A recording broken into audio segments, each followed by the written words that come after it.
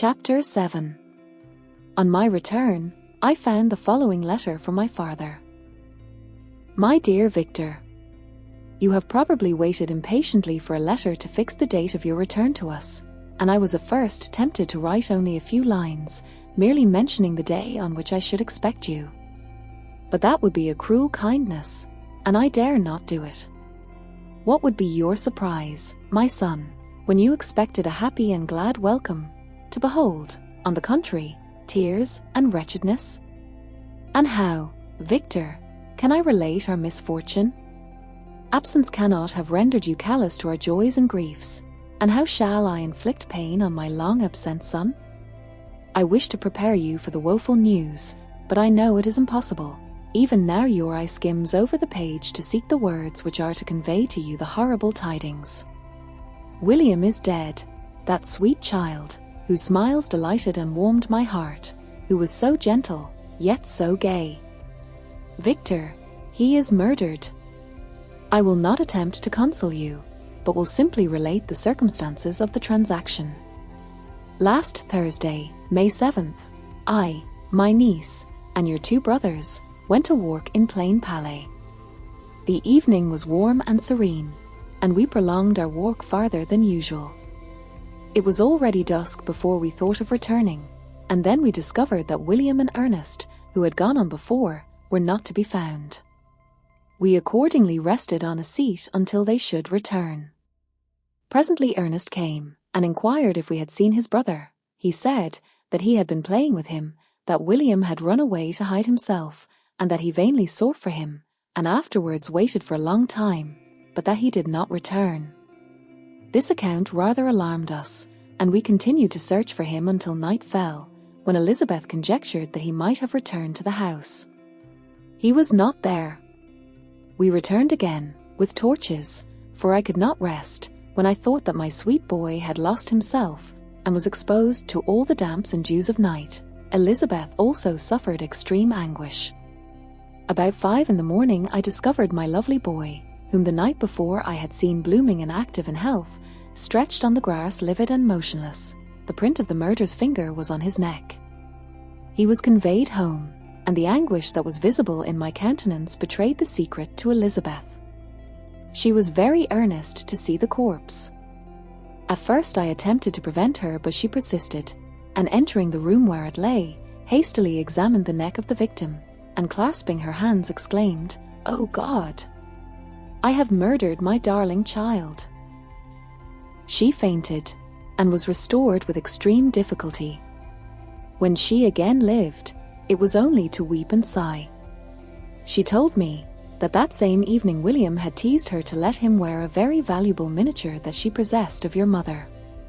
This picture is gone, and was doubtless the temptation which urged the murderer to the deed. We have no trace of him at present, although our exertions to discover him are unremitted, but they will not restore my beloved William. Come, dearest Victor, you alone can console Elizabeth. She weeps continually, and accuses herself unjustly as the cause of his death. Her words pierce my heart. We are all unhappy, but will not that be an additional motive for you, my son, to return and be our comforter? Your dear mother. Alas, Victor! I now say, thank God she did not live to witness the cruel, miserable death of her youngest darling. Come, Victor, not brooding thoughts of vengeance against the assassin, but with feelings of peace and gentleness that will heal, instead of festering, the wounds of our minds. Enter the house of mourning, my friend, but with kindness and affection for those who love you, and not with hatred for your enemies. Your affectionate and afflicted father, Alphonse Frankenstein. Geneva, May 12, 17. Clerval, who had watched my countenance as I read this letter, was surprised to observe the despair that succeeded the joy I at first expressed on receiving news from my friends. I threw the letter on the table, and covered my face with my hands. My dear Frankenstein, exclaimed Henry, when he perceived me weep with bitterness, are you always to be unhappy? My dear friend, what has happened? I motioned him to take up the letter, while I walked up and down the room in the extremest agitation. Tears also gushed from the eyes of Clerval as he read the account of my misfortune. "I can offer you no consolation, my friend," said he. "Your disaster is irreparable. What do you intend to do?" "To go instantly to Geneva. Come with me, Henry, to order the horses." During our walk, Clerval endeavoured to say a few words of consolation. He could only express his heartfelt sympathy. "Poor William," said he, "a dear lovely child, he now sleeps with his angel mother. Who that had seen him bright and joyous in his young beauty, but must weep over his untimely loss. To die so miserably, to feel the murderer's grasp. How much more a murder that could destroy radiant innocence. Poor little fellow! One only consolation have we, his friends mourn and weep, but he is at rest. The pang is over, his sufferings are at an end for ever. A sword covers his gentle form, and he knows no pain. He can no longer be a subject for pity. We must reserve that for his miserable survivors." Clerval spoke thus as we hurried through the streets. The words impressed themselves on my mind, and I remembered them afterwards in solitude. But now, as soon as the horses arrived, I hurried into a cabriolet, and bade farewell to my friend. My journey was very melancholy. At first I wished to hurry on, for I longed to console and sympathize with my loved and sorrowing friends, but when I drew near my native town, I slackened my progress. I could hardly sustain the multitude of feelings that crowded into my mind.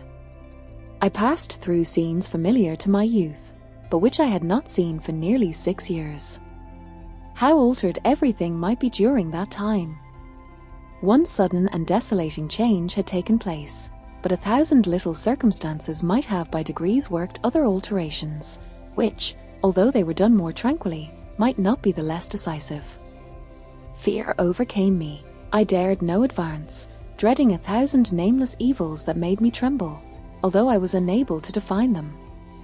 I remained 2 days at Lausanne, in this painful state of mind. I contemplated the lake. The waters were placid, all around was calm, and the snowy mountains, at the palaces of nature, were not changed. By degrees the calm and heavenly scene restored me, and I continued my journey towards Geneva. The road ran by the side of the lake, which became narrower as I approached my native town. I discovered more distinctly the black sides of Jura, and the bright summit of Mont Blanc. I wept like a child. Dear mountains! My own beautiful lake! How do you welcome your wanderer? Your summits are clear, the sky and lake are blue and placid. Is this to prognosticate peace, or to mock at my unhappiness? I fear, my friend, that I shall render myself tedious by dwelling on these preliminary circumstances, but they were days of comparative happiness, and I think of them with pleasure. My country, my beloved country! Who but a native can tell the delight I took in again beholding thy streams, thy mountains, and, more than all, thy lovely lake. Yet, as I drew nearer home, grief and fear again overcame me. Night also closed around, and when I could hardly see the dark mountains, I felt still more gloomily. The picture appeared a vast and dim scene of evil, and I foresaw obscurely that I was destined to become the most wretched of human beings. Alas! I prophesied truly, and failed only in one single circumstance, that in all the misery I imagined and dreaded, I did not conceive the 100th part of the anguish I was destined to endure. It was completely dark when I arrived in the environs of Geneva. The gates of the town were already shut, and I was obliged to pass the night at Sakharin, a village at the distance of half a league from the city. The sky was serene, and, as I was unable to rest, I resolved to visit the spot where my poor William had been murdered. As I could not pass through the town, I was obliged to cross the lake in a boat to arrive at Plain Palais. During this short voyage I saw the lightning playing on the summit of Mont Blanc in the most beautiful figures. The storm appeared to approach rapidly, and, on landing, I ascended a low hill, that I might observe its progress. It advanced, the heavens were clouded, and I soon felt the rain coming slowly in large drops, but its violence quickly increased. I quitted my seat and walked on, although the darkness and storm increased every minute, and the thunder burst with a terrific crash over my head. It was echoed from Salive, the Jurors, and the Alps of Savoy. Vivid flashes of lightning dazzled my eyes, illuminating the lake, making it appear like a vast sheet of fire. Then for an instant everything seemed of a pitchy darkness, until the eye recovered itself from the preceding flash. The storm, as is often the case in Switzerland, appeared at once in various parts of the heavens. The most violent storm hung exactly north of the town, over the part of the lake which lies between the promontory of Belrive and the village of Coppet. Another storm enlightened Jura with faint flashes, and another darkened and sometimes disclosed the Mole, a peaked mountain to the east of the lake. While I watched the tempest, so beautiful yet terrific, I wandered on with a hasty step. This noble war in the sky elevated my spirits. I clasped my hands and exclaimed aloud, "E William, dear angel, this is thy funeral, this thy dirge." As I said these words, I perceived in the gloom a figure which stole from behind a clump of trees near me. I stood fixed, gazing intently. I could not be mistaken. A flash of lightning illuminated the object, and discovered its shape plainly to me, its gigantic stature, and the deformity of its aspect more hideous than belongs to humanity, instantly informed me that it was the wretch, the filthy demon, to whom I had given life. What did he there? Could he be, I shuddered at the conception, the murderer of my brother? No sooner did that idea cross my imagination than I became convinced of its truth. My teeth chattered, and I was forced to lean against a tree for support. The figure passed me quickly, and I lost it in the gloom. Nothing in human shape could have destroyed the fair child. He was the murderer. I could not doubt it. The mere presence of the idea was an irresistible proof of the fact. I thought of pursuing the devil, but it would have been in vain, for another flash discovered him to me hanging among the rocks of the nearly perpendicular ascent of Morne Salive, a hill that bounds Plain Palais on the south. He soon reached the summit, and disappeared. I remained motionless. The thunder ceased, but the rain still continued, and the scene was enveloped in an impenetrable darkness. I revolved in my mind the events which I had until now sought to forget, the whole train of my progress toward the creation, the appearance of the works of my own hands at my bedside, its departure. 2 years had now nearly elapsed since the night on which he first received life, and was this his first crime? Alas! I had turned loose into the world a depraved wretch, whose delight was in carnage and misery. Had he not murdered my brother? No one can conceive the anguish I suffered during the remainder of the night, which I spent, cold and wet, in the open air. But I did not feel the inconvenience of the weather. My imagination was busy in scenes of evil and despair. I considered the being whom I had cast among mankind, and endowed with the will and power to effect purposes of horror, such as the deed which he had now done, nearly in the light of my own vampire, my own spirit let loose from the grave, and forced to destroy all that was dear to me. Day dawned, and I directed my steps towards the town. The gates were open, and I hastened to my father's house. My first thought was to discover what I knew of the murderer, and cause instant pursuit to be made. But I paused when I reflected on the story that I had to tell. A being whom I myself had formed, and endued with life, had met me at midnight among the precipices of an inaccessible mountain. I remembered also the nervous fever with which I had been seized just at the time that I dated my creation, and which would give an air of delirium to a tale otherwise so utterly improbable. I well knew that if any other had communicated such a relation to me, I should have looked upon it as the ravings of insanity. Besides, the strange nature of the animal would elude all pursuit, even if I were so far credited as to persuade my relatives to commence it. And then of what use would be pursuit? Who could arrest a creature capable of scaling the overhanging sides of Morne Salive? These reflections determined me, and I resolved to remain silent. It was about 5 in the morning when I entered my father's house. I told the servants not to disturb the family, and went into the library to attend their usual hour of rising.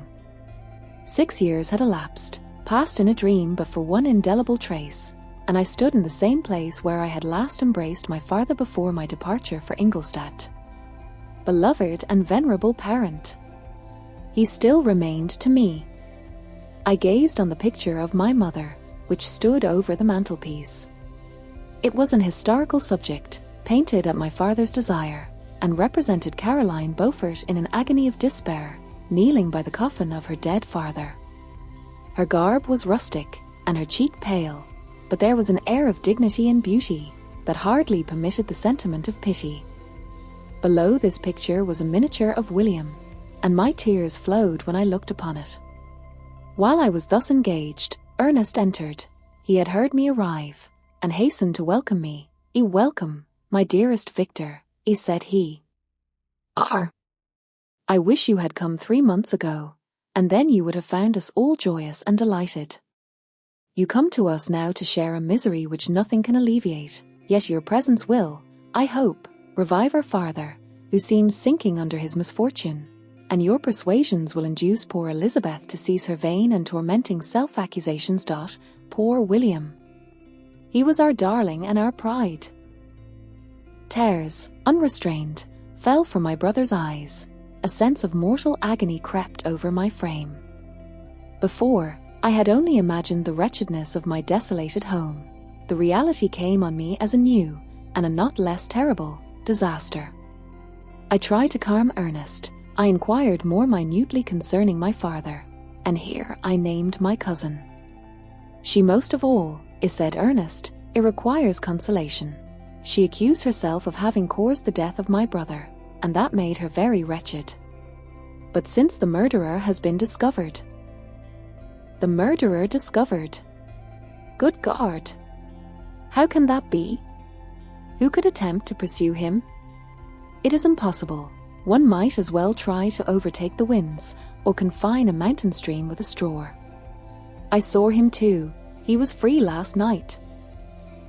"I do not know what you mean," replied my brother, in accents of wonder, "but to us the discovery we have made completes our misery.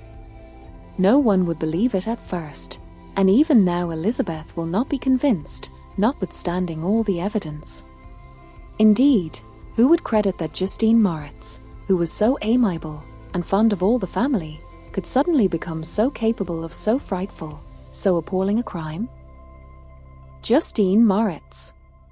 Poor girl! Is she the accused? But it is wrongfully. Every one knows that. No one believes it, surely, Ernest?" "No one did at first, but several circumstances came out that have almost forced conviction upon us, and her own behaviour has been so confused as to add to the evidence of facts await that, I fear, leaves no hope for doubt. But she will be tried today, and you will then hear all." He then related that, the morning on which the murder of poor William had been discovered, Justine had been taken ill and confined to her bed for several days. During this interval, one of the servants, happening to examine the apparel she had worn on the night of the murder, had discovered in her pocket the picture of my mother, which had been judged to be the temptation of the murderer. The servant instantly showed it to one of the others, who, without saying a word to any of the family, went to a magistrate, and, upon their deposition, Justine was apprehended. On being charged with the fact, the poor girl confirmed the suspicion in a great measure by her extreme confusion of manner. This was a strange tale, but it did not shake my faith, and I replied earnestly, "You are all mistaken. I know the murderer. Justine, poor, good Justine, is innocent." At that instant my father entered. I saw unhappiness deeply impressed on his countenance, but he endeavoured to welcome me cheerfully, and, after we had exchanged our mournful greeting, would have introduced some other topic than that of our disaster, had not Ernest exclaimed, "Good God, Pupper! Victor says that he knows who was the murderer of poor William."